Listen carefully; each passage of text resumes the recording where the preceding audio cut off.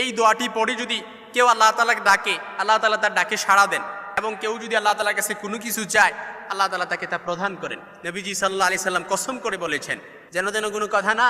আল্লাহ রাসূল সাল্লাল্লাহু আলাইহি সাল্লামের হাদিস বুরায়দা রাদিয়াল্লাহু তাআলা আনহু থেকে বর্ণিত, হাদিসটি তিরমিজির বর্ণনা এসেছে, কিতাবুদ দাওয়াতের মধ্যে হাদিসটি এসেছে 3475 নম্বর হাদিস, এবং আবু দাউদের বর্ণনা এসেছে 1493 নম্বর হাদিস, মুসনাদে আহমদের বর্ণনা এসেছে, মুস্তাদরাকে হাকিমে এসেছে, ইবনে মাজার বর্ণনা এসেছে, সুনান তিরমিজির বর্ণনা সহ আরও কয়েকটা মুতাবাররাক কিতাবের মধ্যে হাদিসটি এসেছে।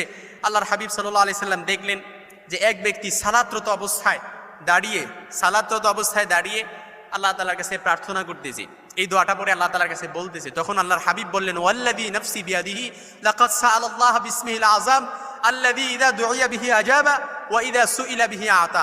নিশ্চয়ই এই ব্যক্তিরই আল্লাহ তাআলার কাছে আমি আমার শপথ করে বলতেছি, যার ওয়াল্লাযী নাফসি বিয়াদিহি, আমি আমার জীবনের শপথ, যার হাতে আমার জীবন, তার শপথ করে বলতেছি, লাকাদ সাআলাল্লাহ বিসমিহিল আযম আল্লাযী ইযা দুইয়া বিহি আজাবা ওয়া ইযা সুইলা বিহি আতা। এই ব্যক্তিরই যেই বাক্যটি পড়ে আল্লাহ তাআলার কাছে দোয়া করতেছে, নিশ্চয়ই আল্লাহ তাআলার কাছে এই বাক্যটি ধরে কেউ যদি আল্লাহ তাআলার কাছে ডাকে, আল্লাহ তাআলা তার ডাকে সাড়া দেন, এবং কেউ যদি আল্লাহ তাআলার কাছে চায়, অবশ্যই আল্লাহ তাআলা তার চাওয়া পূরণ করেন। তার মানে বোঝা গেল এই দোয়াটি পড়ে আপনি যা চাইবেন আল্লাহ তাআলা তাই কবুল করবে।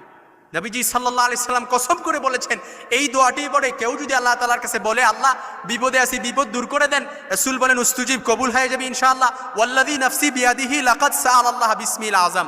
আল্লাহর হাবিব শপথ করে বলেন যে যার হাতে আমার জীবন, তার শপথ করে বলছি, এই ব্যক্তিরই যেই দোয়াটি পড়ে আল্লাহ তাআলার কাছে দোয়াটি পড়তেছে, অবশ্যই তার দোয়াটি পড়ে চাইলে কেউ যদি আল্লাহ তাআলার কাছে চায়, আল্লাহ তাআলা তার চাওয়া পূরণ করেন।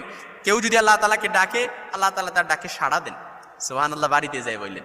এই একটি শব্দের, এই একটি দোয়াটি হাদিসে এসেছে ইসমে আজম নামে। আপনারা অনেকেই পারি, যারা পারেন আমার সাথে ঠোঁট মিলাতে পারেন। আল্লাহুম্মা ইন্নী আসআলুকা বিআন্নী আশহাদু আন্নাকা আনতাল্লাহ লা ইলাহা ইল্লা আনতাল আহাদুস সামাদ আল্লাযী লাম ইয়ালিদ ওয়া লাম ইউলাদ ওয়া লাম ইয়াকুল লাহু কুফুয়ান আহাদ। একেবারে সহজ।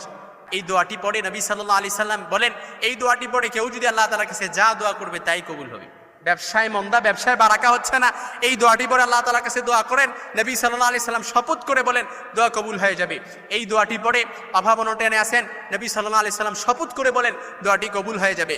এই দোয়াটি পড়ে উদ্বেগ, উৎকণ্ঠা, দুশ্চিন্তা, পেরেশানিতে আছেন, নবী সাল্লাল্লাহু আলাইহি সাল্লাম শপথ করে বলেন, নিজের জীবনের শপথ করে বলেন কবুল হয়ে যাবে। দোয়াটা করার শর্তই হচ্ছে উদুল্লাহ ওয়া আনতুম মুকিনুনা বিল ইজাবা। আপনার কনফিডেন্স, আত্মবিশ্বাস মজবুত থাকতে হবে। আপনার কনফিডেন্স আর আত্মবিশ্বাস যদি মজবুত থাকে, ইনশাআল্লাহ কবুল হয়ে যাবে।